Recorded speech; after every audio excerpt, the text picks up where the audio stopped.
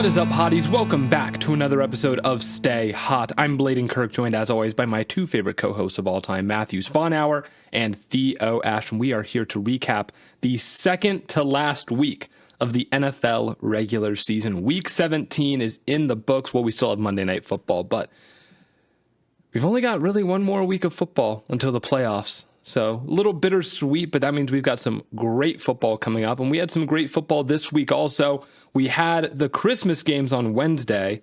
Then we had football on Thursday. Then we had football on Saturday. And now we've had football on Sunday. Before we started recording, Theo was like, it's hard to believe that the Steelers and Ravens games were even in the same week. And he's absolutely right. And we will talk about those games because there's a lot to imply, a lot of implications going on. But before we get into those and all the other great games with great implications, awards, playoffs, etc., how are you guys doing on this beautiful Sunday night? I'm doing well. I hope you all had a Merry Christmas with lots of presents because you were good all year. Yes. What did you get? Anything good? I bought myself a spotting scope. So that was pretty cool. So I can see birds from far off. It can zoom up to 60 times magnification. 60 times? 60 times. So no kidding. You can see a duck from all the way across the lake. You can ID a gull. That's another thing I got, a gull identification book.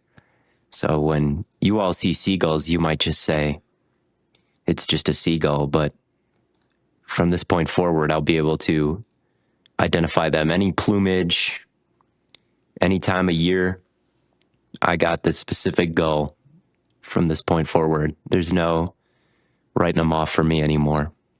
So I got some good birding stuff.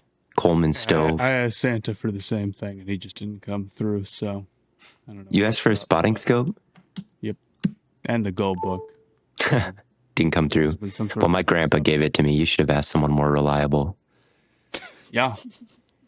Santa has been pretty sock heavy for the last 5 to 6 years for me.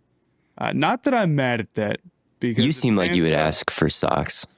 I don't ask for socks, but like I do need socks. Like I'm not buying myself socks. Sorry, not gonna do it. Like that sucks. I needed socks this year, and I didn't get a lot of socks. So you were a bad guy this year, then. I was a bad guy, I guess. I had a good Christmas though. Did you get a guitar? I bought myself a bass just because I figured if I'm recording demos, I have the drums, I have guitar, I need bass also. So I got myself a bass. I'm going to be playing it with a pick for a while. So any bass enthusiasts that are going to get mad at that, look away.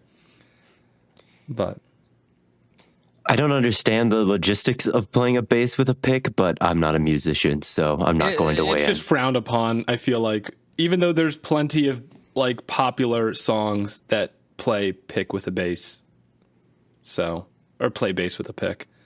So I don't know. Bass. Does it actually matter, or is it something that like people are just kind of annoying about? It's just a different sound. Okay. Like there's slap, there's like regular. The most common thing is you'll see the people that like pluck their fingers like this.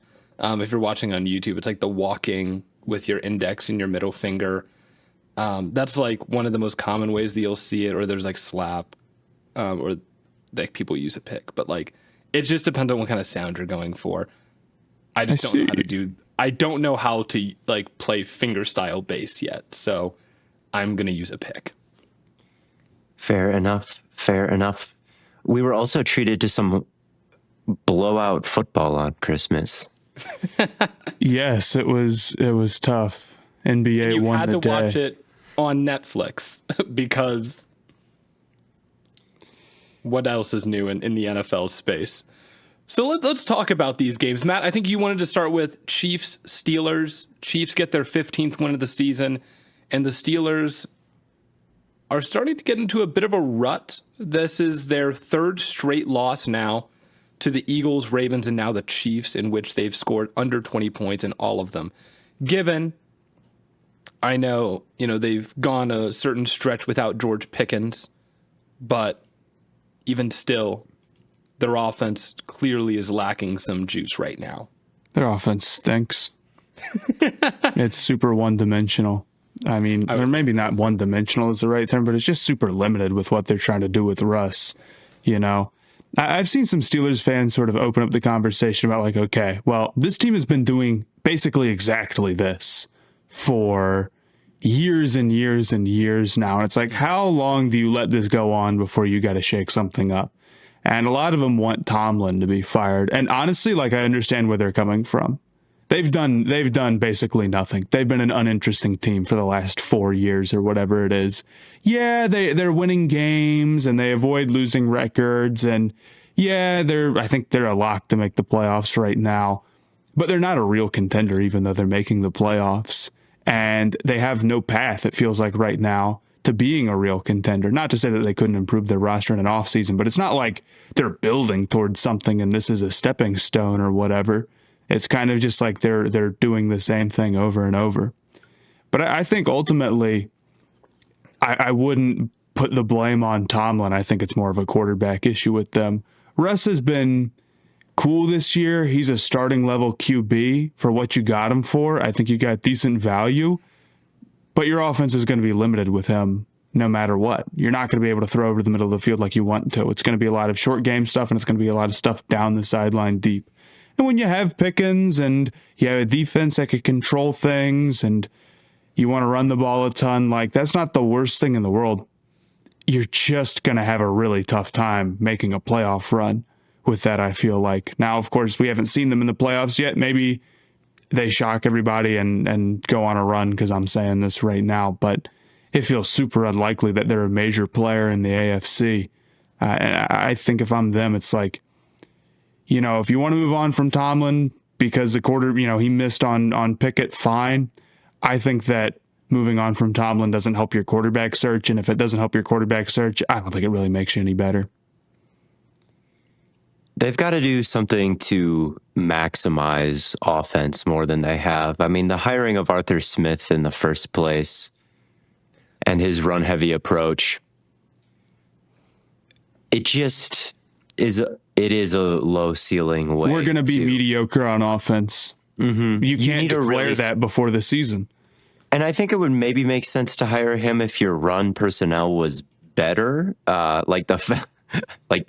even with the Falcons, like, they've got great run personnel and they fired him, right? Because it would make more sense, but eventually you would run into the same issue where you're putting a ceiling on your offense.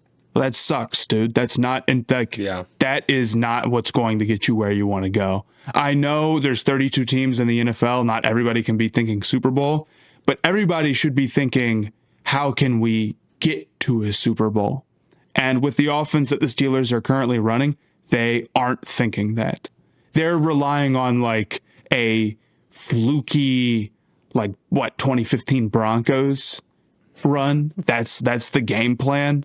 I'm not saying it's impossible. Like, who knows? Maybe the Steelers like crush a defensive draft or whatever, and then they have like the number one defense ever, and then they get it done. Like, it can be done. There's exceptions to everything. But when your game plan is like, that's what we're going to do, that's our path, which it's hard to say that it's not. I don't know. You're making it tough. Yeah. Building an offense around the run game to an extent is sustainable, but the passing game just isn't sustainable at all, right? And that's building an offense around unsustainable aspects. It doesn't work in the long run. The Browns kind of have a similar issue with their quarterback being Jameis. Like, you're not going to survive games with... It's true, is it not? Like, if you're not going to survive games if... one game he throws 4 touchdowns, no picks. The next game it's 4 touchdowns, 4 picks. The next game it's 0 touchdowns, 4 picks. It's like, that's not sustainable football. Yeah, but Russ isn't really playing quite like that. Yeah, he's not. So I don't think it's too much like the Browns. I would rather have Russ than Jameis. I won't deny that.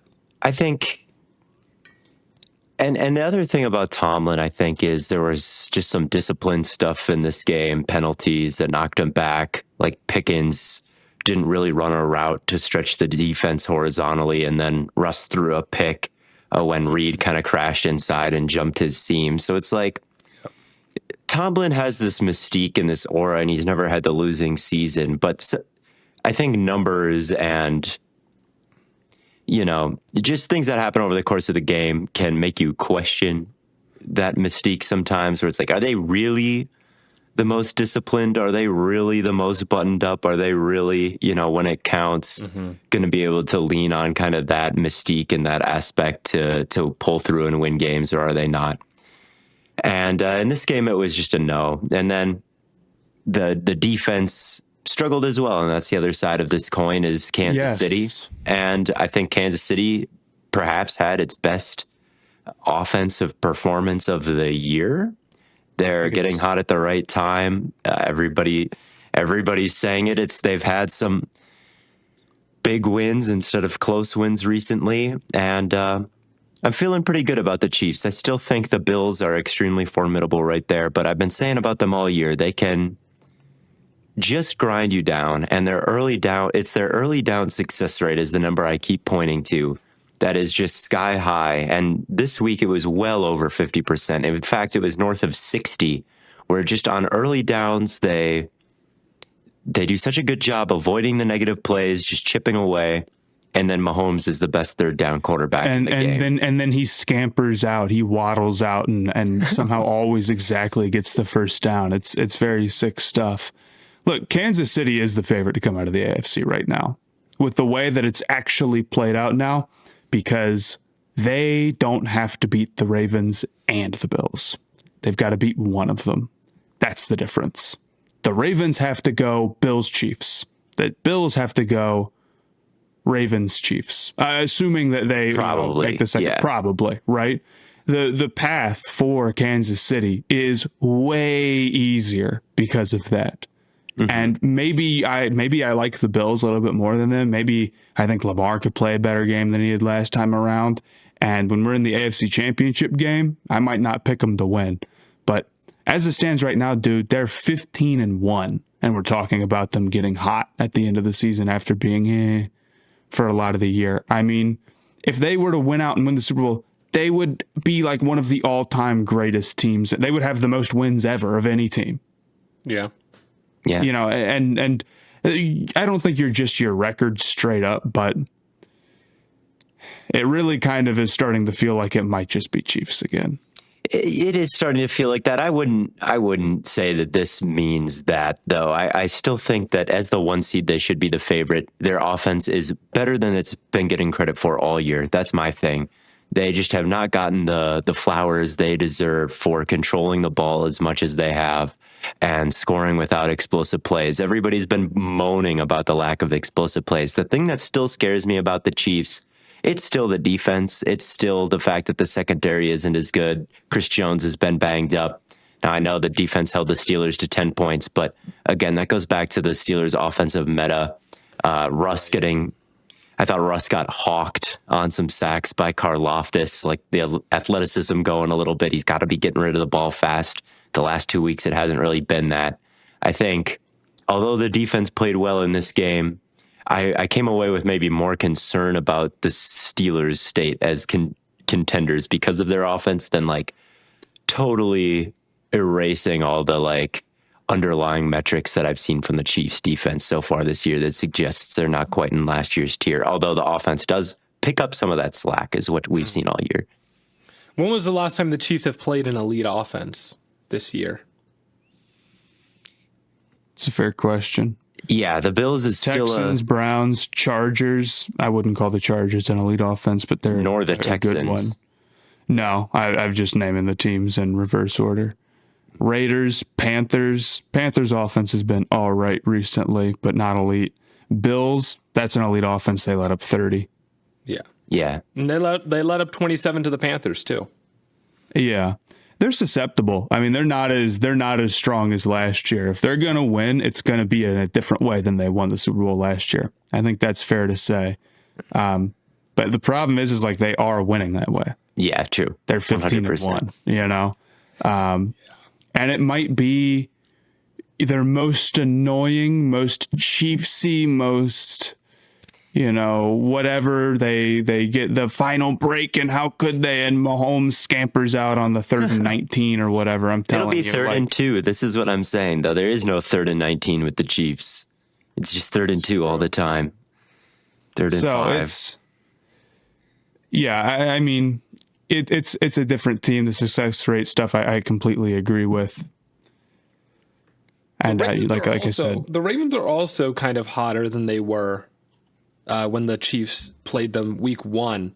That would be another team. I mean, shocker. I think Lamar Jackson and the Baltimore Ravens could beat the Chiefs, but like their defense. You need Lamar to play like this in the playoffs. That's just what it comes down to with them. I don't think I also think that their defense is not as good as it was last year. It isn't, but it's been playing better the second half of the season than it was. It's been better. It's been better. But their path to victory in the playoffs is also different from what it was last year. Lamar has to play like the MVP in the playoffs. They cannot have a stinker game where everything gets out of whack and you have Zay Flowers fumble. They cannot have that. They have to rise in the playoffs, which they really have not with Lamar. Not saying it's all Lamar's fault necessarily, but you look at like Allen, for example. Allen has a lot of classic playoff games where he just absolutely puts up his best performances. You're waiting from Lamar, and it's like you watch this game against the Texans, you're like, dude, that is the MVP. They can't stop him at all.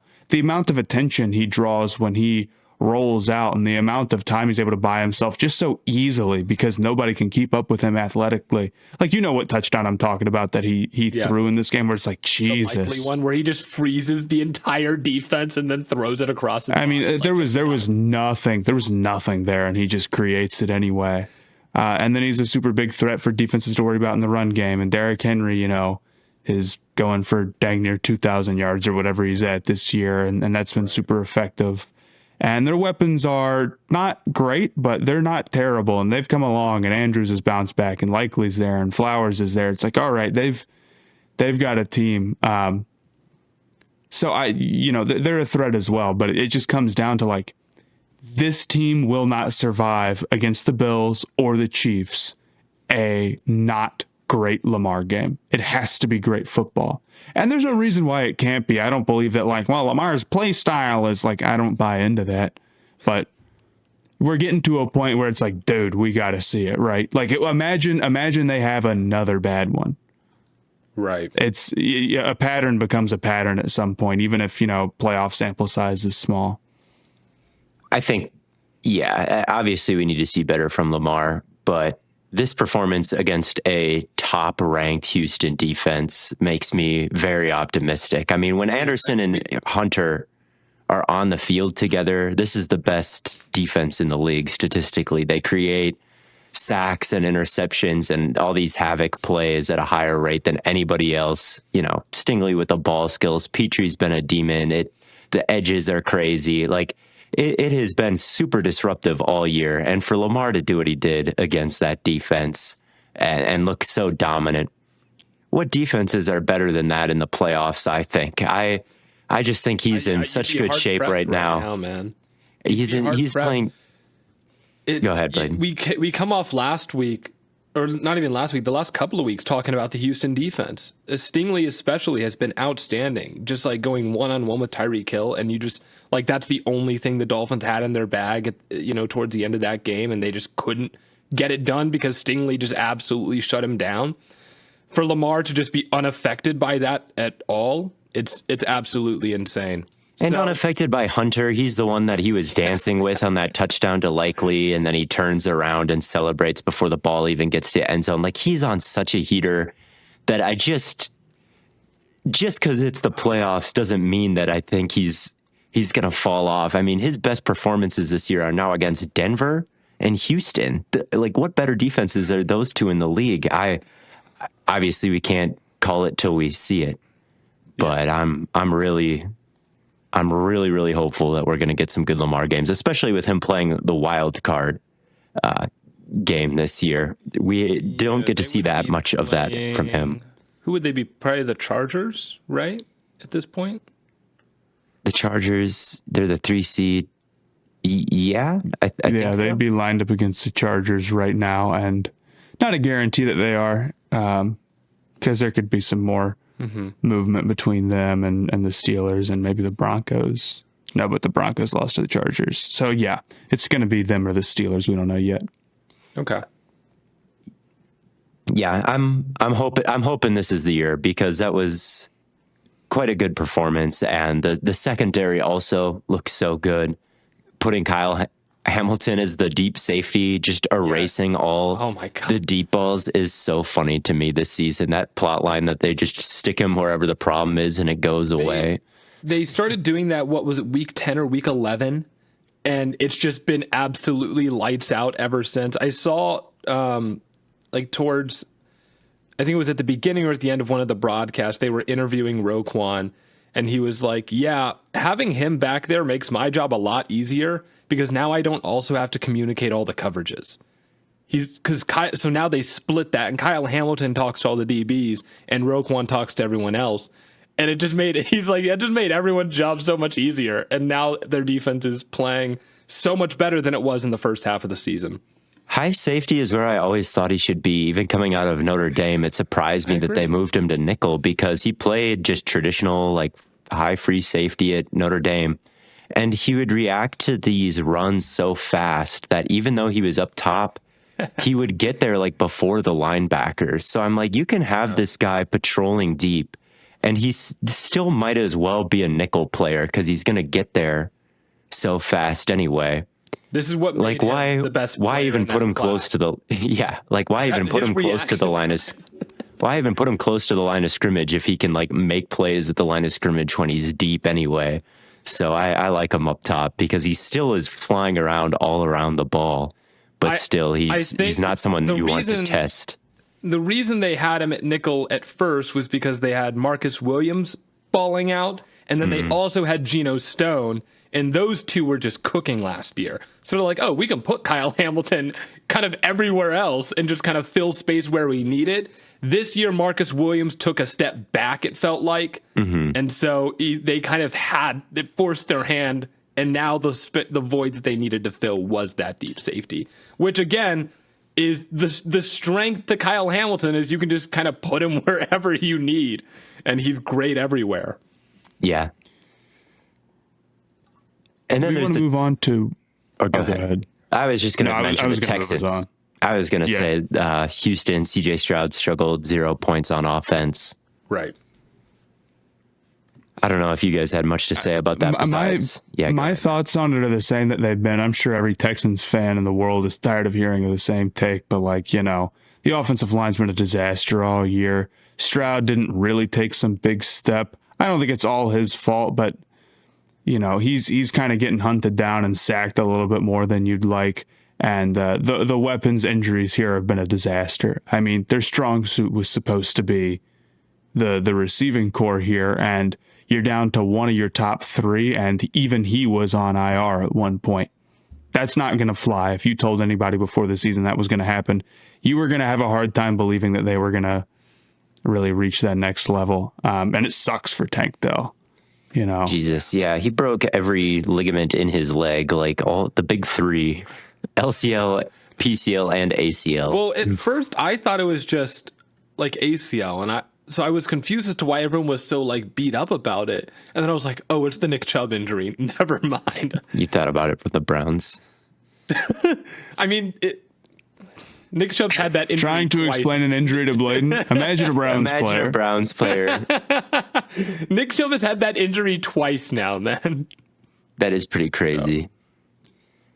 But yeah, it's bad. And then the Ravens pass rush is my biggest concern with them. I don't know who they've got to win one-on-one. They kind of rely on stunts and sim pressures. But the good news for them playing the Texans is that always works against the Texans. You don't need anybody who can win one-on-one. You can just stunt somebody inside and they'll win. And so that kind of took care of their biggest problem. And then the secondary was able to make plays. And I just didn't really like the play design and overall execution, because I'm sure play design's a little harsh, because I'm sure like they didn't draw up two dig routes running into each other in the middle of the field. Like that's not how Slowick cooked it up on the whiteboard, right? But it doesn't matter, because he didn't teach anybody how to do anything, apparently. Like the line doesn't know how to block. The receivers don't know how to run routes. The chip help doesn't know how to chip. it's just like not coordinated, which is the coordinator's job. And he runs on first downs, and they've been in third and longs and relying on Stroud bailouts for 2 seasons now. And Stroud just made enough plays his rookie year. And then this season, it's just been too much negative. And it's a tough way to live. So third and long is unsustainable football. Like, it doesn't matter like how good your quarterback is. It's not going to work every single time. Yeah, it's something that can win you a couple games, and the NFL season is so short that that's all it takes to get a bunch of hype.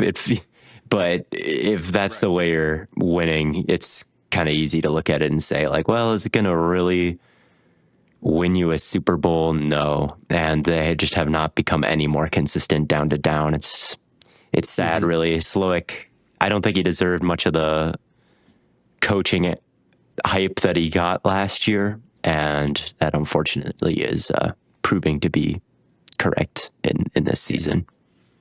Absolutely. You've had Wendy's nugs dipped in sauce, but have you had them covered in sauce? Wendy's new saucy nugs take the crispy and spicy nugs you love and turn them up to 11. Choose between flavors like buffalo, honey barbecue, garlic parm, or if you're really a heat seeker, try spicy ghost pepper, only on Wendy's signature spicy nugs. I dare ya. That's 7 delicious ways to try the nugs you already love. Pick a flavor, grab some extra napkins, and prepare to nug like you've never nugged before. For a whole new way to nug, it's gotta be Wendy's at participating U.S. Wendy's locations. But we can move on to another game outside of the Christmas window. Let's talk about Saturday, Bengals Broncos. This game ended up being absolutely awesome. Overtime, Jamar Chase, Joe Burrow, T. Higgins had 3 touchdowns.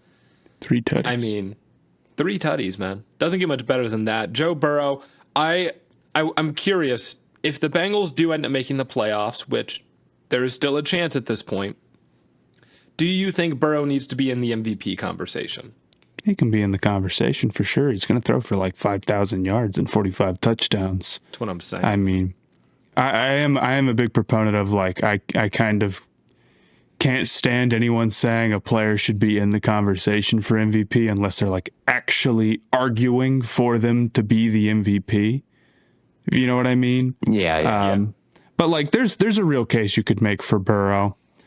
I'd still go Lamar.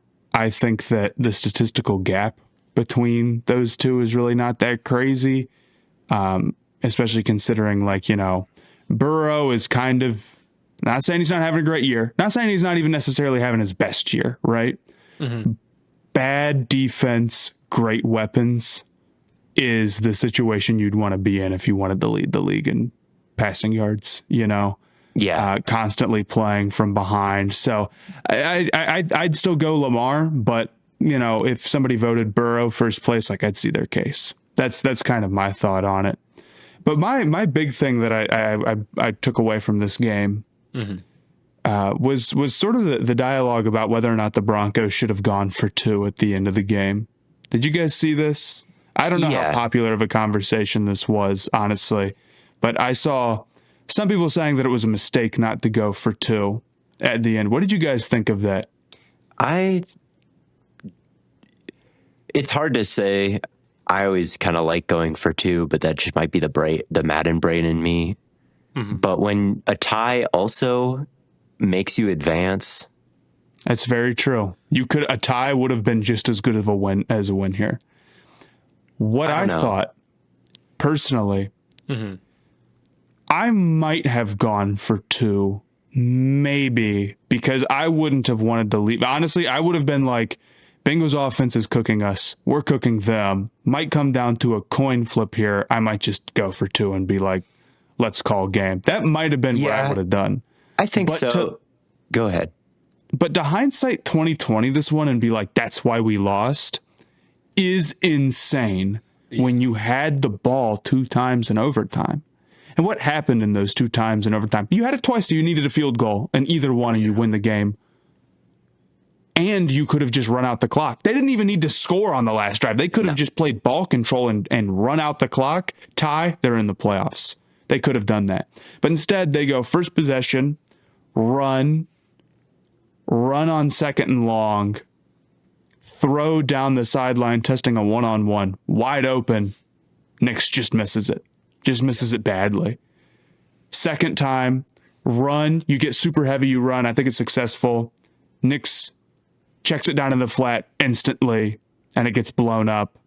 And then route over the middle on third down, very open. Nix steps up and to the opposite side that the route is going when he really did not need to, throws across his body, misses it, 3 and out. Yep. Nix played badly in the overtime, and that's why they lost.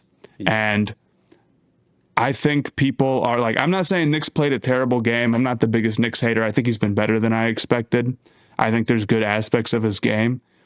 But I think people love to blame the coach before they blame the young quarterback. People will gladly throw the coach under the bus. The coach sucks. It's all the coach. Because you can switch out a coach like you can't switch out a young QB. That's why they lost to me, though. I mean, 1-2 more completions from Nix in that game, and they win. Yep. Dude, the worst fans are always the one of like a mediocre quarterback on a winning team when that quarterback is on a rookie deal. That is just the formula for the most delusional takes you will ever see in your life. Like when Zach Wilson was on the Jets, whenever they won a game, it could have been like 100% with defense. And then like you just get added a million times. It's the same deal. It's the same formula. And I think Nix, I think they should have gone for 2. I'll back it way up before I talk about Nix. I thinking about it more, I think going for 2 probably is the good move. I know we have hindsight, but like win in the trenches against the Bengals, man. Just like run it behind minors or something. You're probably getting some push on those defensive tackles as opposed to bringing it into overtime and then potentially losing the coin toss to Burrow, who like maybe missed one throw all night to that point. So just thinking about matchups, I do think it's fair to criticize going for 2 or not going for 2 and taking it to overtime just based on your matchups. But it's hilarious, some of the things you see after, like, I wonder if it's happening now with Penix, like who couldn't hit anything. Like it was so inaccurate all night. And then get to that. And then he clutches at the end, right? It was kind of the same deal with Nix, I thought, where it's like, man, he was damn clutch, but there was also the rest of the game that was like kind of okay, just okay or below average. I think that the clutch part was on Mims. That was an amazing throw, dude. It was a great throw. He was off his back foot, getting closed in on. It was a good throw in the sense that it got like to the end zone, but like it was double covered. It was a prayer. Dude, that throw was money. But it was a money prayer. throw. It was a prayer, though. Like we can admit that it was a prayer. Like it was a prayer in bounds, though, and he was under so much pressure, and he was throwing off his back foot, and it went like 40 yards. Like Mims made a great catch. I'm not denying that it was a good throw in the sense that it made it to the end zone when a lot of guys probably let that sail. And it was accurate, and it was with enough height. Like how many? Like we saw Penix throw to Pitts tonight. I'm sorry to go back to Penix, but like he threw a pick that was a throw up the sideline that was low. So Penix couldn't, or Pitts, I'm sorry, I'm messing up all my words tonight, but Pitts couldn't go up and get it. He had to like go down and through somebody's arm to catch it, and Collinsworth was like, well, you got to throw it high. And for Nix to put it above. That was right where you want it. It was a great throw and a great catch. It's just. I mean, it was fourth down right off your back foot. It's not going to be easy. This wasn't like open. Nix screwing up so he had to throw a prayer. This was like bad situation. This is all I got. And he put it in the best spot he could have put it. He had probably still a low percentage shot, but and he had some amazing throws, kind of like he had some crossing routes that were really tightly covered that he was able to fit in there, and obviously he had the like pro day throw. Yes, that throw was awesome. Like 70 yards in the air. Yes. That one was crazy, but that one is not any like different than the than the throw off his back foot, though. Like, he was able to, there no pressure, crow hop into hit. Like, again, a pro day throw, just like, It was how like far route can you on throw air. it? I think his touchdown throw at the end was even better, fading away, like getting hit, putting it, in tight coverage like that. Both were great throws. But I think he had some great throws this game. It's just disappointing that like the overtime was he really missed in the bad. overtime, and he took some bad. He scrambled in some bad moments and took some bad sacks, and there's a lot of protecting of him through this whole game. I mean, if you think we're too harsh on Nix, take it up with Sean Payton to some extent, because he throws so many checkdowns and routes that are short, screens like screens. And short game stuff. Yes, dude, it's ridiculous. And it's always interesting because this is like not an uncommon complaint with young quarterbacks, where it's like, why does the coach have them throwing so many screens? Why is it so much short game stuff? And like ultimately the answer is like they don't trust the quarterback very much. Yeah, they'll throw picks if you drop back with them too much. Yeah, that's basically what they're saying. So the question is like, is that coach right or wrong? I think you could make a case that in this case, like Peyton probably should trust Nix a little bit more, but at the same time, like what happened in overtime? Yeah, it was or the pick. Really, really rough. Or the pick. When he put it in the intermediate window in that flood concept, and there was like everybody was deep, so it was double covered. It was boxed in. Could have hit the check down there. That last throw in the flood. It was third down, so I understand forcing it a little bit, but that was a clutch moment and a bad throw. So he was up and down, but man, the ups were the best of the season, which is good. We'll see if they can beat the Chiefs. I think they might be playing Carson Wentz, though. So they might be playing Carson Wentz. And they only needed to win one of their final three to make the playoffs. Well, now they got to win one of their final one. Yeah, I'm pulling for the Bengals to make it. I'll pull no punches here. I mean, first off, you're Cincy. You gotta. You can't be a jerk. But I want to see Burrow in the playoffs. I do. I think they'd easily be the biggest threat of the three that are still there, them, the Dolphins, and the Broncos. And it's been nice that they've fought their way back. They kind of had a tough start to the season. I still question their defense. Mm-hmm. I still think it's going to be, they're going to have to go and outshoot everybody that they play, but they could do it. There's probably not a team in the NFL right now that isn't threatened a little bit by Cincinnati. So I don't think it's going to happen because they have to win, and they need the Broncos to lose to a Chiefs team that's like not probably going to be trying that hard, and then they're going to have the Dolphins play a Jets team that is like not that good either. So it's like, that's a lot to break your way. But I'm pulling for it, and they shouldn't have had a shot at all. So it's cool that they do. Let me ask you guys this though. Okay. If you're you see some people say, well, the Chiefs shouldn't rest their players because it'll be too long of a time off with the bye as well. You guys agree with that or no? No. I don't think there's any proof of that. Right. I think that's exactly what I think. That is the biggest advantage you could possibly give yourself. They're saying they're going to be rusty because they'll have played on the 25th of December, and then they won't play again until January 18th.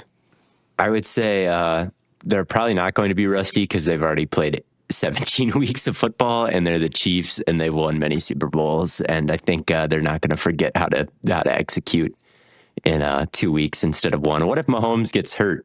What if Kelsey gets hurt playing in like a truly meaningless game for them? Well, it depends. If Mahomes gets hurt, he's faking it for views. So if he hurts his ankle, it actually ups their odds to win the Super Bowl. That's true. So they probably want him out there. Everyone's gonna be so impressed. You can't do that. Yeah, I want to see the Broncos in there mostly because I like kind of seeing weird build teams in the playoffs. Maybe that's just me, and most people would rather see Burrow, but I just think it's And even the football is probably more entertaining when it's Burrow. But just from like an existential point of view, I think that it is cool that like even teams with kind of a questionable build or a questionable quarterback can woke make it too. 7-seed garbage. Sorry. No disrespect, Denver fans. And no matter who makes the 7 seed, it's woke 7-seed garbage. That's true. Which honestly, I was just gonna say, I wanted to believe that the quirky, built through your defensive tackles in a bare front and a lockdown corner build could beat Burrow and just put an end to this, and like prove that the weird build could beat the franchise quarterback build. But I was unsuccessful. I can agree with that. I just like rooting for the Bengals because they were so far out of it, and it's like it would be such a cool story for them to make it back. But truly, like, Klatt made that joke about like, or not that joke, but that point, like, oh, you wouldn't ask for less teams in the playoffs. Honestly, the 7 seeds are like not inspiring much. I guess Washington's a 7 seed right now, and I kind of want to see them. Yeah, Jordan Love had the greatest playoff game of all time last wild card round because he got let in as a 7 seed. Come on. We don't want to hear the true media stat, brother. The EPA doesn't lie, man. Close that tab. Called me out. Yeah, I don't know. The Bengals are pretty sick. I mean, I hope he doesn't leave Cincinnati because it's so dangerous when you can throw Surtain on Chase the whole night and like it just doesn't matter because you have T. Higgins and like your best punch just is useless because the counter punch is just as good. That is so sick. And the Vikings have it too. And it sucked for me today. And that is a good way to live, is good quarterback, 2 good wide receivers. It's a very good way to live. And the Bengals showed why more than anybody else. And I didn't know if Burrow missed a single pass, man. Like he was so accurate the entire night. Like most of the big time incompletions I think of are like blatant drops that happened. There was one miss that he had on an outbreaker, Surtain on Chase down by the end zone. That's really the only one I can think of all night. Like Burrow was like completely dead on. He did take a lot of sacks. He got sacked 7 times. He did. So, maybe could have led a few more inaccurate ones, but like overall, I thought it was a pretty crazy performance. Yeah, I mean, if anyone is going to survive and win games where you need your quarterback to just go out there and ball, it's going to be the Bengals. It's why I thought they'd win this one. I was like, well, if it comes down to it, I trust Burrow to win in a must score situation more than I do Bo Picks. So, I picked the Broncos. I trusted DJ Jones to stop the run. Man, horrible error. A horrible error by Theo Ash NFL here. I thought Quentin Miners would make the difference. I think we've made this point before about Denver, where their defense against elite offenses this year really has not like delivered. And I know like, they had the stretch where it was like their CB3 was out there, who's like a guy off the street basically. But there's the Ravens game where, I mean, they got absolutely smashed, 41 points. Lamar looked like he looked like the MVP in that game against what was supposed to be one of the best defenses in the league.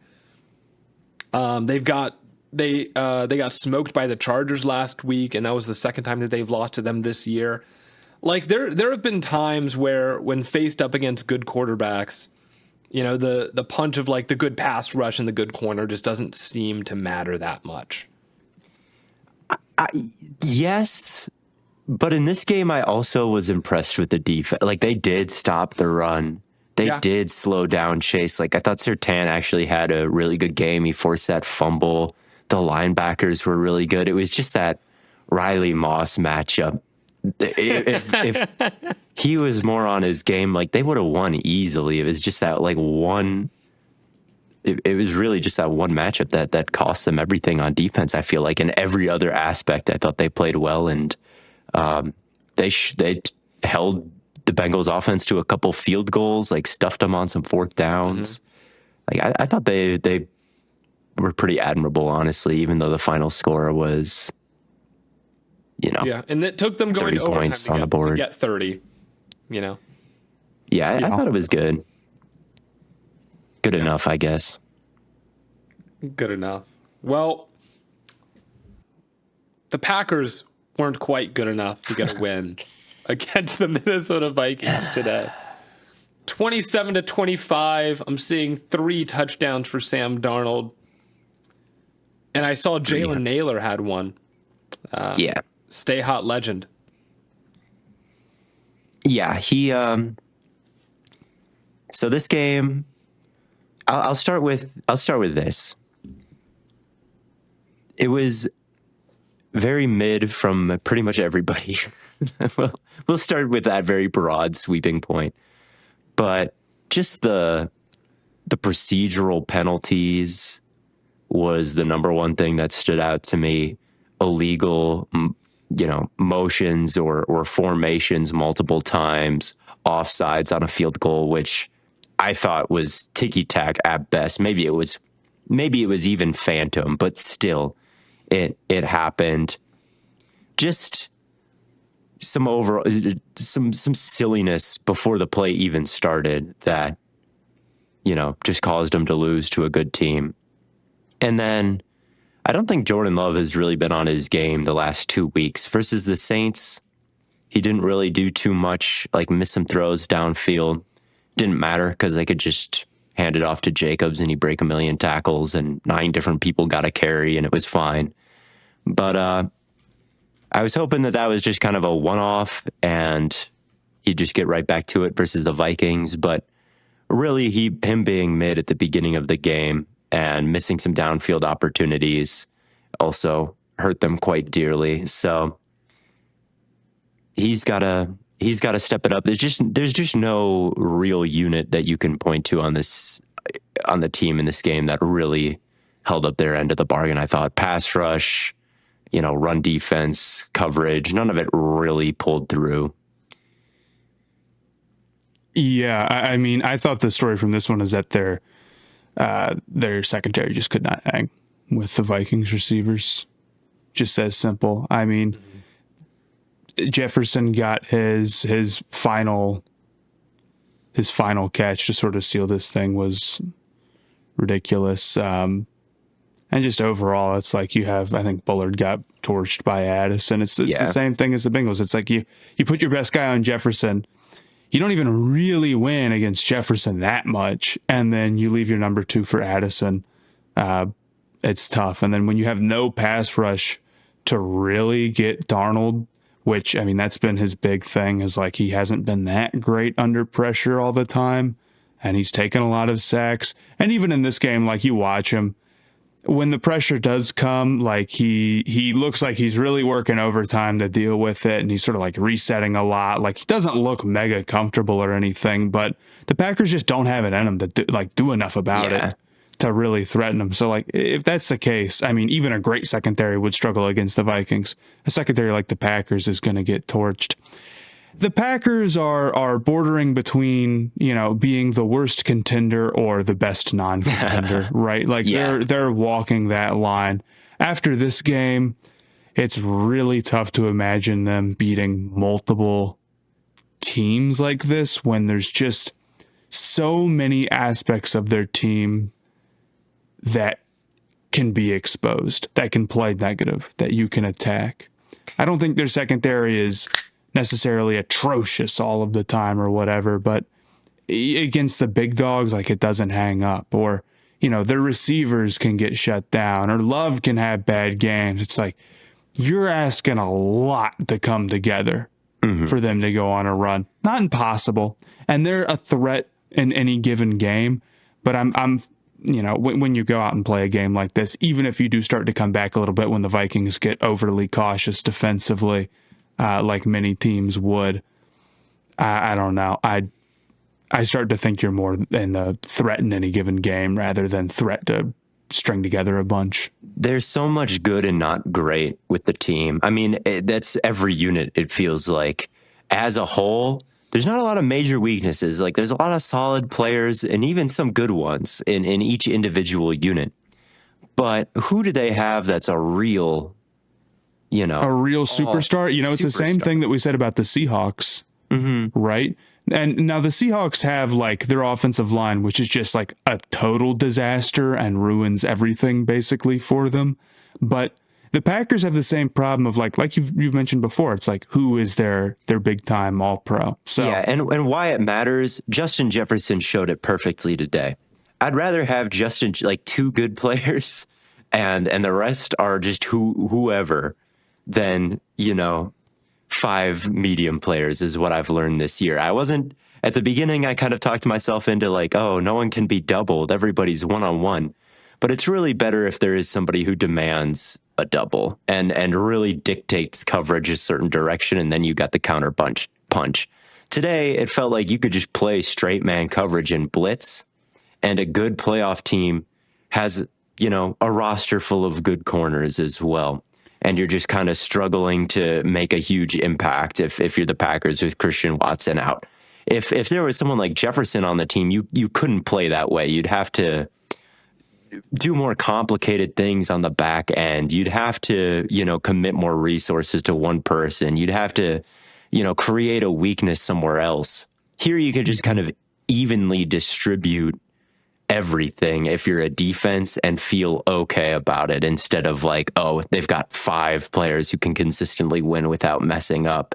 They do mess it. Jaden Reed dropped a 4th down ball in opposing territory. I mean, ended up being a 3-point game.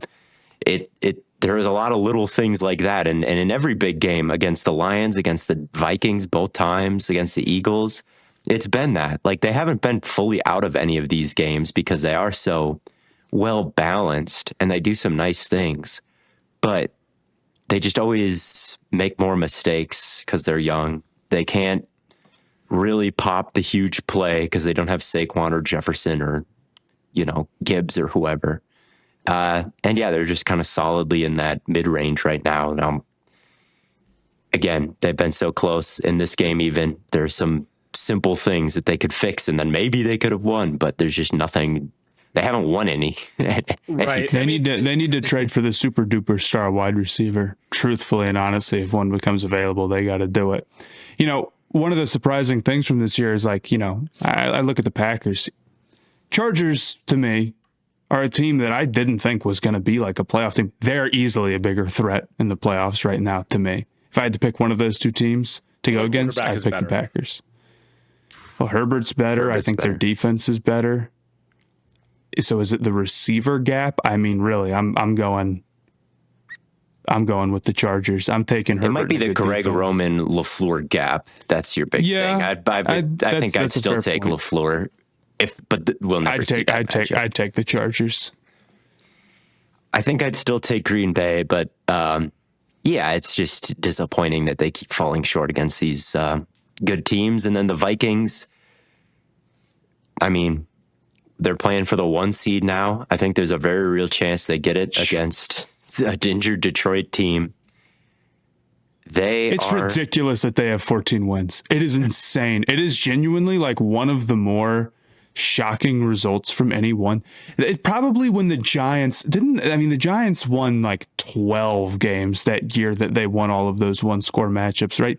That was ridiculous. That one is probably more surprising in terms of like win total difference, but the difference with the Vikings is that they're really good. I think the Vikings are like not phony in the way that those Giants teams had a were. Recent like 1-score. The Vikings are winning a lot of 1-score games this year, but I just don't think that they're the Giants. Or themselves. And I think that's part of the reason why the Vikings have gotten written off this year is because we saw them go win legitimately 13 games with Kirk Cousins a few years ago and get first rounded. And so then they just, I think, get the close game merchant label. But that year, not only did they win 13 games and they were all close, they won 13 games and their DVOA was like 27th, and the analytics hated them. Right. They were like, "This is crazy. This is, absolutely not sustainable. Like, it's ridiculous what they're doing." This year, that's just not the case. Like, they're winning wire to wire. They're, they were top 3 before this week in terms of time spent ahead of in games, and they just led the Packers for almost an entire game. So they might be number 1 in that category now. It's really tough to deal with. There's so much to decipher before the snap, and then just their entire second level of the defense, that Pace, Cashman, Metellus line is so difficult with Smith and Bynum behind it. Like, there's so much variability. They've got so many guys who can do so many different things. Van Ginkel on the edge. Flores deserves a lot of credit for his scheme, but any scheme can get, the paper bag, the monster head lifted off of its head, and it's revealed as like not that scary. If once you like just kind of recognize what the disguises are, like, just because you disguise cover 2 doesn't mean it's always going to be good. It might just mean that there's a bigger gap to exploit. You need damn good defensive players to run any scheme. And Flores has all the misdirection, but also like he's just got all these just freaks, these versatile, like just monsters running every which way, disguising every which thing. They've got a lot of Pro Bowl talent on the defense. And then, I mean, Jerry Rice reincarnated, I guess, on the offensive side of the ball.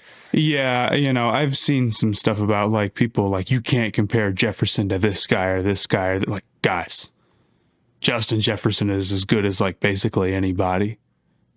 Like, yeah. This is as good as it gets, pretty much. Right. Yeah, he's not Jerry Rice necessarily, but he's up there, dude. Yeah. So I don't know. I mean, like, Lions are super banged up. If the Vikings get the 1 seed, are they the favorite in the NFC?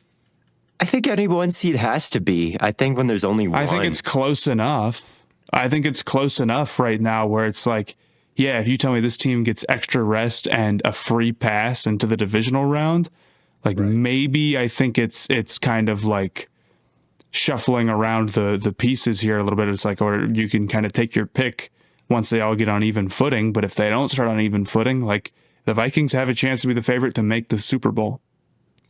Yeah, it's going to be them, the Eagles, or the Lions. I'm pretty sure of that. I mean, would be pretty shocked if it wasn't one of those 3. You're looking at a banged up Lions team, and if they're the 5 seed, they would have to play probably Tampa, and then either probably Philly right after that.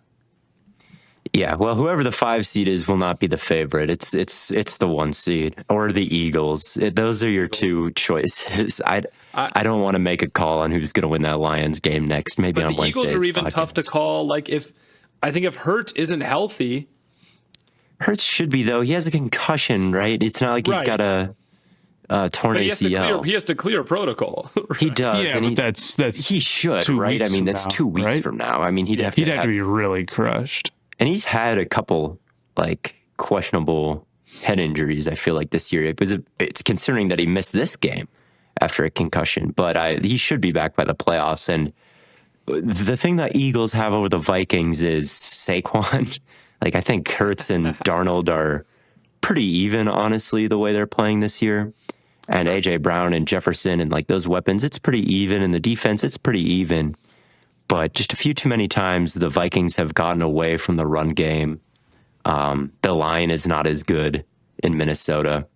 So I think the Eagles probably stand out as the most talented team right now, and maybe the team we should bet on because of that. But the path for the 1 seed for the Vikings kind of evens the playing field there. Right. Yep.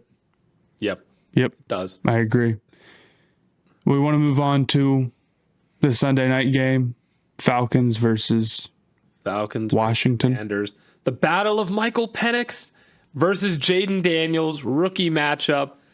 And I don't think it's an exaggeration to say that Jaden Daniels absolutely cooked in this game, especially towards the end. That final drive by him. Only towards the end, I would say. Really? I mean, he wasn't good in the first half, I thought. They were running those sim pressures. He threw a couple right to the... He got bent in half. He threw one right to the sim pressure guy. I was like, okay, you got to figure this out, dude. But then he did in the second half. Right. So more in the second half, especially that last drive was absolutely, I thought, nails from him. Yeah. In overtime. I mean, they got the ball first and he just went straight down the field. A lot of stuff he did with his legs. And then the throw to Ertz in the end zone, just, I mean, an absolute laser, like teleported to his hands. His spin. Yeah. On the scramble, that was sick. Yeah. He just looks great right now. And I do think, before we actually talk about this game, it makes the decision for me for Offensive Rookie of the Year very difficult. Because on one hand, you do have, like, Jaden Daniels is legitimately having a great season. We're having the same damn discussion we've had a million goddamn times. But I want to introduce a new name to the conversation. Then there's Brock Bowers, right? Who is like, he broke 3 records. No, I'm not saying this offensive, like what you were about to say. Okay. Because Brian Thomas Jr., I think that's perfectly fair name to have in. I think he's going to end up on a lot of ballots. Yeah. I think that we keep having the same fucking discussion about quarterback or wide receiver who had a great year. Look, I think there's a real good case for Brian Thomas Jr. I think Brian Thomas Jr. is a better wide receiver than Jaden Daniels has been quarterback this year. I think Brock Bowers is a better tight end than Jaden Daniels has been quarterback this year. He might be the best tight end. Daniels has been too good to lose, unfortunately, as a quarterback. Like, he is getting a boost. I think that makes up for the gap. Like, not necessarily in terms of, like, what I think is righteous, but, like, dude, they're not going to give it to the wide receiver. They will never do it. So are you saying that I'm just spewing utter woke nonsense? No, I'm not saying. Look, I'm saying it's a woke truth nuke. Yeah. But, like, and I agree with you. And talk your talk about Brian Thomas Jr., who is so good. I did not realize how great of a season he was having. Like, I understood that he was, like, playing well, but the Jags have just been so uninteresting that it didn't, like, stand out that, like, oh, he's top 5 in receiving yards right now and has double-digit touchdowns with only with like 80 receptions or something. Like, I mean, this is just having an unreal season at this moment for a rookie. I do think Bowers probably is the better candidate, though, just because, like, he has 3 records under his belt for the season. He broke Mike Ditka's rookie tight end receiving yards record. He broke Puka Nakua's rookie receptions record. He also broke the Raiders team single season reception record set by Darren Waller in 2020. And he's probably going to be first team All-Pro. Like, it's a really strong case for Bowers, and I think he's on such an ass team. He's on such a bad team. He is. He's like, the quarterback situation there has been like a disaster all year. It's probably I know Lawrence hasn't been like a legend or anything this season, but, like, dude, holy shit, they're running, like, no offense, God bless him, they're running Ritter out there, like, who's been with the team for like a week at times, and, like, that's the QB plan. It's like, dude, no way. Yeah, it was Minshew, O'Connell, and Ritter. That's been their quarterback room this year. It's probably the worst in the NFL, bar maybe Cleveland, or I don't know who else would even be in that mix right now. Mm-hmm. So I think Bowers does deserve it. I see people argue all the time, well, he's the only option there. And so, like, of course he's going to get a lot of touches. But first of all, I don't think that's true. I think that's really underplaying the Jacoby Myers role. I think Jacoby Myers is a respectable wide receiver and deserves more credit than that. Also, even if he is the only option there, other teams know that. Like, they're allowed to stop him, and they just can't. So Right. I mean, look, when you're setting like the all-time tight end receiving record, I just have a hard time buying that. Like, it's that's they're all force-feeding you because the ball.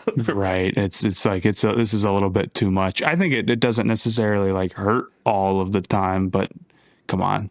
I mean, he's third in yards per route run and like eighth in EPA. Like, it's not like it's an inefficient season where he's just like catching, 50% of his 150 targets or something like that. Right. Look, I'd vote for him. I think he's been like point blank the best rookie, but I know that it won't go that way, which is I mean, look, fine. I get it with It has Daniels. to, man. Daniels has been awesome, and Washington has made the playoffs largely because he's been awesome. Yeah. And like, it's a quarterback biased award. So when he wins it, like, I promise I won't make a video crying about it any more than we've already talked about it, I'll cry. And I agree with you that Brian Thomas Jr. like is totally in that mix too. He's ridiculous. Yeah. He's going to be really good. This is another year where it's like some of these names out here are just incredible, and some of these performances are incredible. But it's probably going to go the same way. I will say this: Terrace Marshall Jr., Raiders legend. Did you guys know this? No, I did not. He's on know the Raiders, this. and he has caught multiple passes. And they've won. While he was catching those passes, wow. Let's go. Says a lot. But the other side of this is the Falcons and Penix. And I got two things to say about the Falcons. Yeah. Number one is that the Penix inaccuracy stuff is like, ooh, it was bad. Ooh, it was really bad. It's a really big problem. And it's tough for an older rookie to have accuracy problems. And it's hard to be confident that that's something that's going to get. Maybe I don't want to give a hot take 2 games into a guy's career, but this was something on the scouting report, something that definitely showed up at Washington.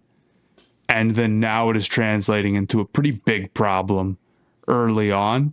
We'll see how it continues to develop, but like, that's what I'm watching when I'm watching Penix going forward. At the minimum, that'll be my take instead of he's cooked. That's fair. The other thing is that like, they played that final drive in regulation disastrously bad. No, they get this. Okay, 40 seconds left, 2 timeouts. They get this big completion. They don't get out of bounds, and then they're like running up to spike the ball instead of calling a timeout. Why? What are you waiting? What are you saving the timeout for? A big completion where you have to run up a bunch of the field? Like, that is the exact scenario you'd want to use it. They did it, and then they called the 3-yard out to Pitts. It's like you did all that to then just get 3 yards downfield and go out of bounds. Like, was the timeout really more valuable than how much time did they 3 yards? They probably burned like 20 seconds. They burned an more. insane amount of time, and then seconds is what I'm seeing. Jeez. And then they ended up like 5 yards short of where they needed to be for that kicker to make a field goal. And it's like, dude, come on, dude. Yeah.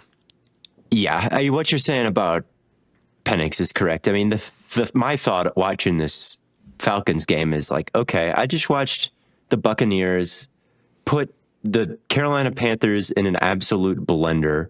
My metrics say that I built on True Media, which is like just early down success rate, explosive play rate, and like negative play rate. Basically just combines those things. I figure that's about all you need to know for how good a team is.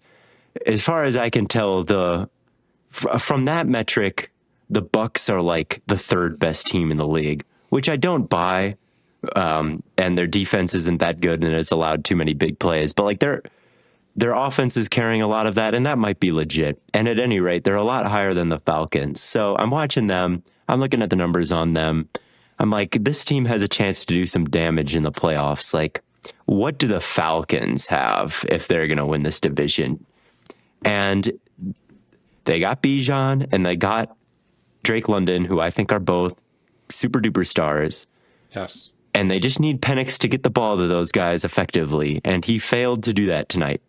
The number of times where I heard... London could have had 200 yards tonight. The number of times where I heard London's open. He's firing to London, and he missed him. Like, I swear, like I had the hot take on here that London is like CeeDee Lamb caliber. I stand on that. The amount of separation he gets when he puts his foot in the ground and accelerates in some other direction is so crazy for how big he is and how good of a contested catch artist he is. Like, he is so good as a route runner, physical after the catch, like everything.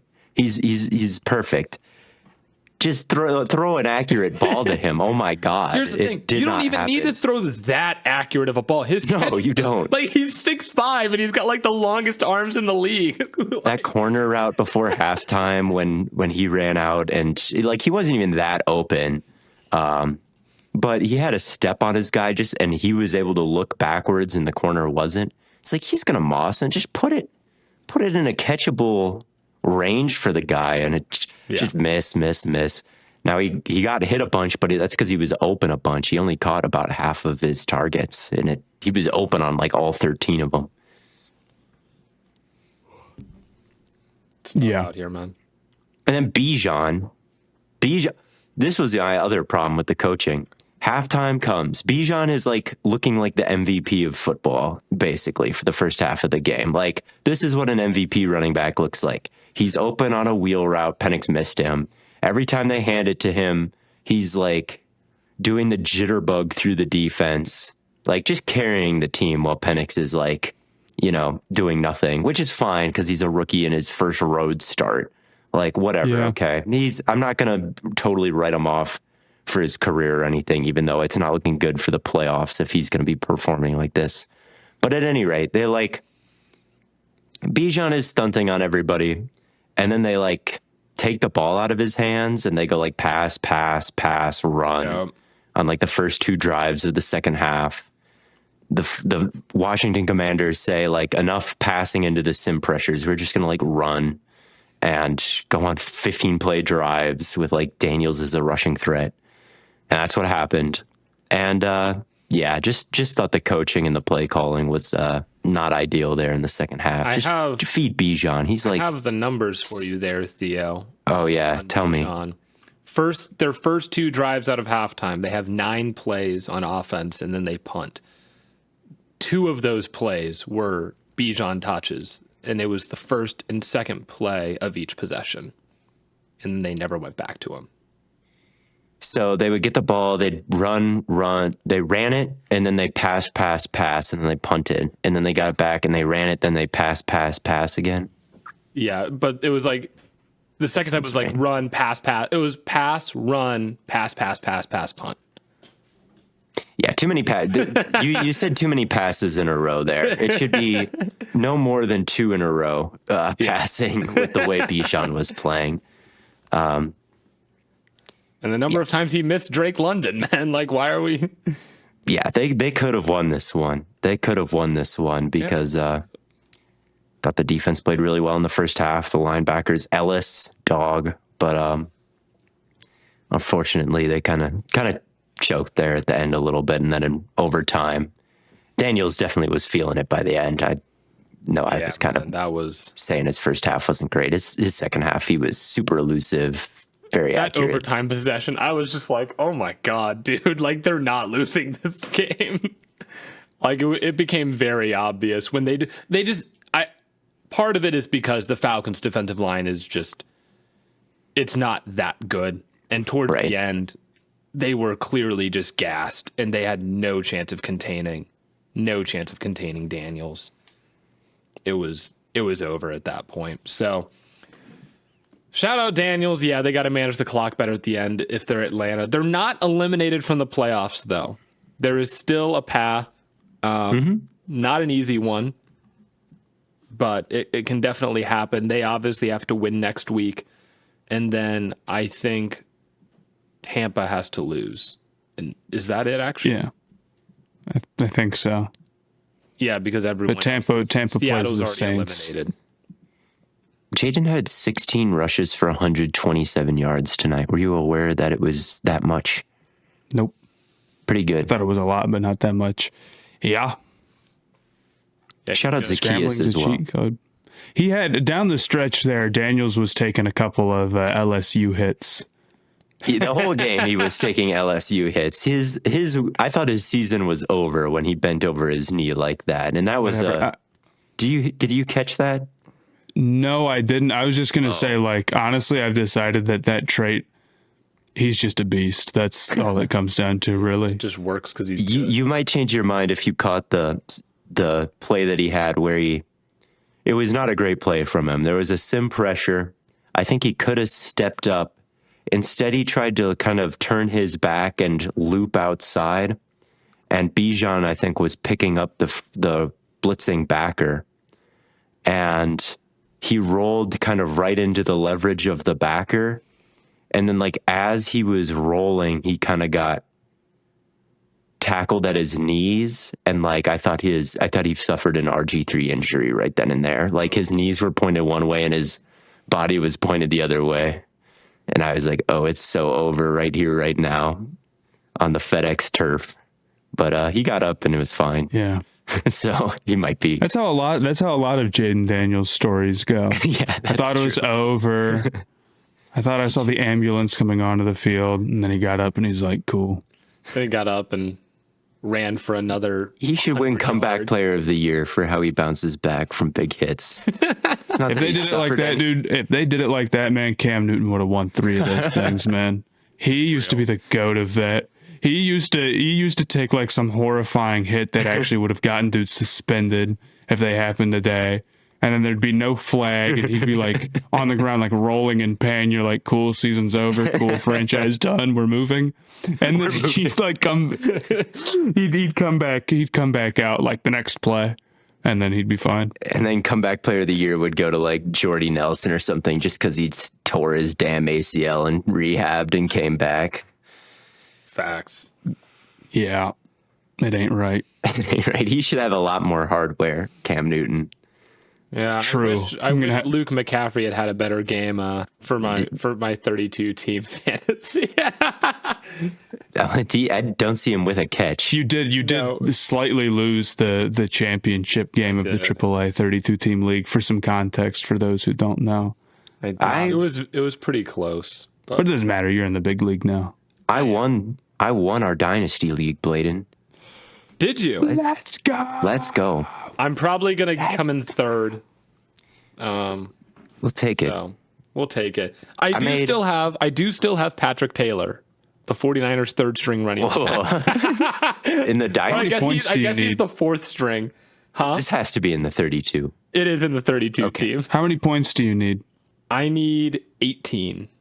Okay. God, Patrick Taylor? You brought that up like there was a chance. I thought it was like a 4-point game or something. We could get like one catch. Sleeper's giving me 1% chance. Yeah, I don't think that one's happening. But no, I want to flex my dynasty. I have Garendo and St. Brown, and I've got to flex my team build here for a second. I traded Stephon Diggs for Josh Jacobs, and I traded for James Conner as well, and I traded kind of a haul for Devontae Adams. I honestly don't think that was worth it, but it still got me the championship. And then I picked up Jawan Jennings in free agency. Good pick. Which was huge. And then I picked up Zach Ertz and started him tonight over Kyle Pitts, even though my team name is free Kyle Pitts. But benching Kyle Pitts secured me the championship, even though Pitts did have. Would you have won if Pitts had started?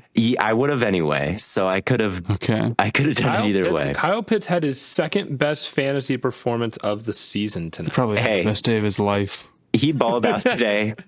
200 yards for those who didn't watch it. 10 catches. It was unbelievable.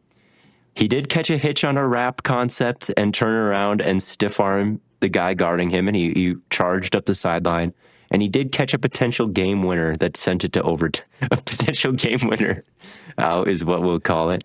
And just ran right over the middle. We're running the F-man routine on game winners. It's actually sick shit, dude. These Herbert fans. He won the game for the Falcons. as far as a receiver is concerned. If man. Yeah. And it's It's Justin awful. Herbert, Kyle Pitts. Who else? Shout out everybody who is starting Zacchaeus in their fantasy championships tonight. 8 receptions for 85 yards and a touchdown. He couldn't be tackled. He broke so many. Okay. It's a good way to go. Good way to. Theo, Thank you. this is crazy. You won the championship at 7-7. That's right. We came back. See, I had my wide receiving core was cooked for a while because I had Puka and I had Devontae, and then I said Jawan Jennings. And when Puka was hurt, it was rough. I was like starting Wicks and like Greg Dortch, and then Kyle Pitts was my tight end, and he was doing nothing. But then Devontae had like a 200-yard performance a few weeks ago. Puka came back. Josh Jacobs and James Conner is a good running back duo. Lamar started putting up fantasy points, so it pulled through, and I crushed in the playoffs. I was unbelievable. Yeah, you beat me in the second round. That's right. Yeah. Allen had his one horrible game against the Patriots where he went. Wow, Lamar beat 29. Allen head-to-head twice. Once in real life and once in our dynasty. Once in our fantasy league. And then... Can't argue with that, voters. Yeah, man. Yeah, I don't think there's anything I could have done to win this one. Yeah. No, I'm too good. It is what it is. I just got crushed.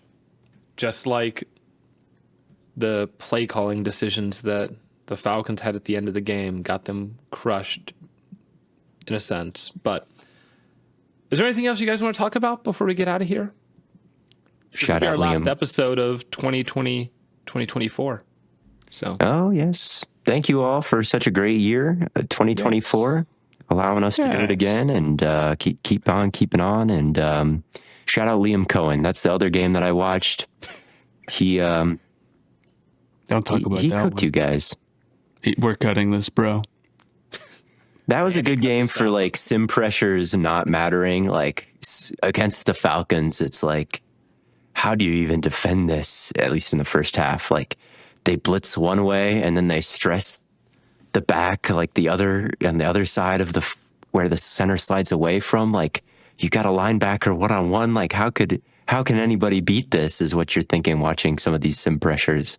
And then you watch like a team with a good offensive line and like Rashad White who can pass protect to it. And it's like, oh, they just absorbed the blitz the other direction. And then like Jadeveon Clowney's in coverage and you can just throw it over his head. It was a good little, again, talent beats all schemes, basically. Oh, here's one thing I do want to check on that I wanted to talk about in this episode, but I forgot to. Wait, does this include tonight's game? How close are we to Mike Evans getting 1,000 yards? Very close, like under 100 yards. Oh my! well Yeah, we're under down to 100 yards. 85 yards. Dude, he missed so much this season. He's cracked. This is insane. I saw someone say he's a Hall of Fame lock. He is eventually. People try to put him in first ballot conversations, which I think Ridiculous. it's pretty tough to make it as a first ballot wide receiver. Like he'll be up and it'll be like him A first versus ballot wide receiver with 0 first team all pros. I can deal with him getting in the hall, but first team is crazy, dude. Like first team, not first team, but first ballot Hall of Famer. How many guys have even done that? Like in the last 20 years, it's really hard. I mean, Antonio Gates didn't, and he has 116 touchdowns in his career. How many do you think Mike Evans has? Probably, honestly, pretty close to that, man. I bet you. He has 103. Yeah, he's gonna look. Evans is a great player. Evans is a beast, man, and he's gonna make the Hall. And him hitting it. Look, I've always thought the 1,000-yard thing was like, and then he gets like 1,002, and it's like, okay, well, 1,000 is an arbitrary number, by the way, But it's 4 digits. It looks cool. But it is 4 digits, damn it. So we'll haul him for that. But it's like when know, you man. make 6 figures. It's like you got to have a first team all pro. I'm sorry. At 990. No, to be first ballot. I mean, maybe he's First ballot. maybe comparing his touchdowns to Gates doesn't quite hammer home how hard it is to make it because he has almost as many touchdowns. But how about this? Antonio Gates has 116 touchdowns as a tight end in his career. Gronk has like 92, and I think Kelsey just got to like 70. So Yeah. having 116 as a tight end and not being first ballot is like crazy. How many? He had I mean, there are first-team better All-Pros. receivers all time than Mike Evans who aren't in the Hall of Fame right now. I think that's probably true. That is true. I mean, Torrey Holt's like on his 20th ballot. that's what I'm saying, man. Torrey Holt's not in the Hall. I think Reggie Wayne isn't in the Hall yet. So And Steve Smith. Steve Smith. I saw Steve Smith was a goat. Kuechly's on the ballot this year. now I'm going to have a real problem if he is not the first Hall of Famer. If they're like, sorry, longevity, nope, I'm going to freak out. I'm pretty sure he was first or second team All-Pro like basically every single year of his career. I remember when we were in high school, Matt would always say that the year they stopped making Kuechly a 99 is the year he stopped buying the game. That's true. I don't know. He was a 99 for a while. He's a beast. He was. Kuechly has crazy stats. I saw a tweet the other day. You know, there was the Miami tight end who played for 9 years in college, and he's like wrapping up his emotional college career. Did you see that tweet? Yeah. They're like, someone pointed out that Kuechly's entire NFL career lasted 8 years, and this guy had played 9 seasons in college. For the record, Devin Hester created a logjam. Admitting him over Gates now means Gates has to go in this year, and like someone else who's also better than Devin Hester has to wait. So like Kuechly is going to get like kicked a year down the line or something because Devin Hester got in. By the way, Matt. Kuechly, by the way, sitting on 5 first-team All-Pros and a Defensive Player of the Year. And it's not like all NBA bullshit where it's like dudes can just like kind of rack up like 8 of them or like 5 first-team All-Pros is crazy. I'd say, I wonder how many guys have 5 first-team All-Pros in the history of the NFL. It's not many. And it's certainly not many that don't even make it to 30 years old. He retired at like 28, dude. Yeah. I think Kuechly has to be a lock to get in this year. Same with Vinatieri.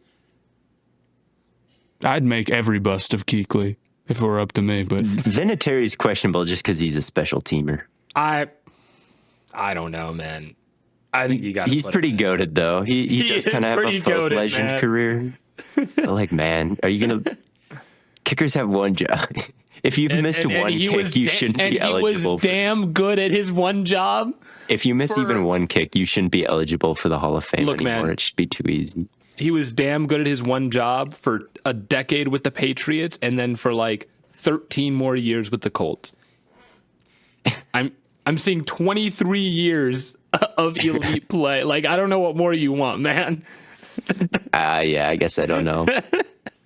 Jared Allen should be in there, though. I'd pound the table for him. I agree. Jared Allen should get in. He gets so underrated. Like, he was the second best Viking. Well, maybe the third now because of Jefferson. 4 first-team All-Pros. It's a lot.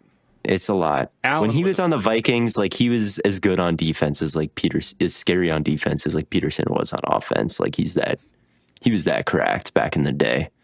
He's one of the scariest division rival players the Panthers legend ever had. 100%. Not that there's that much competition between the Bears and Lions. It's just kind of like the Vikings players and Megatron. But, it's going to be tough to leave some of these guys out. Marshall Yanda's on the list this year. Reggie Wayne and Torrey Holt are both on the list. I'm saying, like, a kicker. It's tough, man. But I don't know. Vinatieri was just so good for so long. I know, it's going to be hard. Yeah. Jared Allen, obviously. Willie Anderson's on this list. Dude, Hester really made it last year, dude. There should be one extra spot. Oh, Steve. Okay, Steve Smith is at least one of the 15 finalists. He's not getting in. He's not going to get in, dude. He's not. It's all good. Hey, dude, it's all good. Eli Manning's going to first ballot. You're 100% right. Him and Devin. Oh my God. They're going to leave Kuechly off and put in Eli Manning. I would absolutely freak the fuck out. It'll be an ugly scene on TikTok if Eli Manning TikTok makes will be it. banned, man. There won't be anything for you to do. I used to be so anti-Eli in the Hall of Fame, like back at the end of his career. And then over the years since his retirement, I've softened. I'd be like, oh, Eli, I've seen him on the Manning cast, having a grand old time. He beat Brady twice. I'm like, maybe it wouldn't be that bad. And then I see him next to like the names that are on there, and and you realize I remember why I didn't want it to happen. It would he's just like he's got that Julian Edelman argument, but he's a quarterback, so it's gonna work. It's very, very disgusting. Look, I actually don't care if Eli makes it. Like, fine, whatever, fine, but not over my goats. I'll tell you what, I can even live with Steve Smith not making it right now, but it cannot bump Kuechly from the first ballot Hall of Fame. some guy who was like top 5 at his position. How many years exactly? Like, I don't know. Jordan Love already has a better case than him, if we're being honest. All right, man. And that'll wrap it up for another episode of Stay Hot. Now, it'll be interesting. When does this get announced? The inductees. February 6th. So yeah, TikTok will be gone by then, man. You're not giving your rant. TikTok's not going anywhere, man. It's nothing ever happens. Nothing bad. Nothing bad ever happens to Stay Hot. Nothing ever happens anywhere. Nothing ever happened to TikTok's staying around. Technically, I'm all in. Technically, the app would still, like, if it's downloaded on your phone, like, it's like Flappy Bird. Like, it'll work until, like, they put out an update. It's not even getting to that point, man.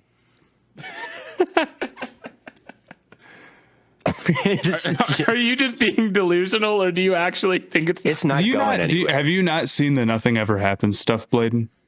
No. How is that possible? Is this like a meme that I should be aware of? You never seen like a soy jack looking guy like saying nothing ever happens whenever like there's some big news in the world, and then it doesn't end up like being as big of a deal as people thought. He's got like he's got like poker chips, and he's putting them all in the middle of the table, and he's saying, "I'm all in on nothing," or on nothing ever happens.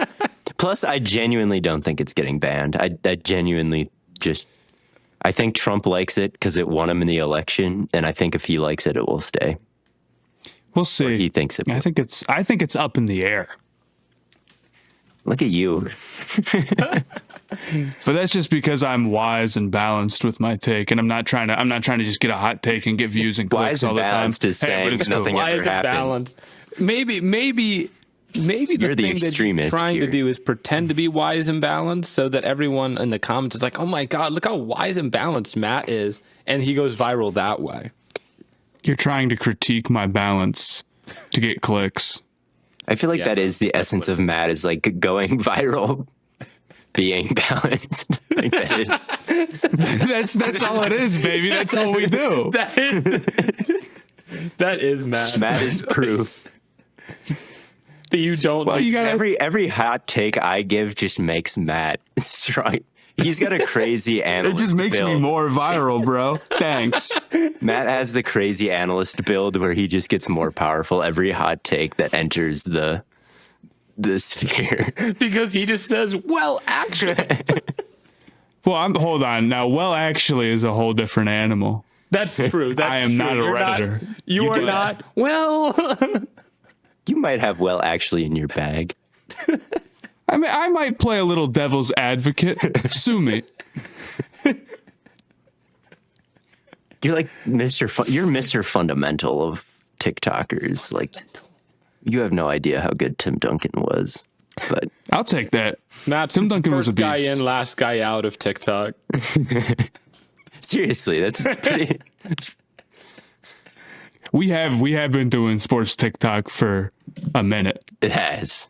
Yeah, it's been a long and it will time. continue for another 20 to 30 years. 20 years of making TikToks. Could you imagine, man? There's no end in sight. As long as the Lakers are still making trades, we're cool. Did they make a trade today? They did. Who'd they trade? And who'd they trade for? D'Angelo Russell for Dorian Finney-Smith, basically. It's a good trade. How could they trade for Dorian Finney-Smith if we have Dorian Finney-Smith? What the hell are you talking about? Oh, you got Theo. Remember it in Vegas? Oh yeah, we traded Blaiden for Dorian Finney-Smith. You traded me to Mark Cuban for Dorian Finney-Smith. That's what we were shaking shit, I hands don't about. remember that at all. Yeah, that was finalizing Blaiden's deal. I think you failed a physical. I did fail the physical. That's right. Yeah. Well, They saw remnants of a broken collarbone. They didn't want to risk it. that's fair. Yeah, but that'll do it for 2024 of Stay Hot. Like Theo said, thank you all so much for sticking around and enjoying all the content that we've made this year. We've got so much coming to you next year. It'll be a lot of fun. I think it's confirmed that we will be at Super Bowl Media Week. I think I can say that. Probably. Yeah. I mean, they said we have the passes, so we should be good to go. But we'll be back after the new year to recap week 18 of the NFL season. A lot of good football. We'll also have the college football playoffs going on as well, so we'll be sure to talk about those. But until then, and until next time, thank you all for tuning in, and we will catch you next year on the Flippity Flop.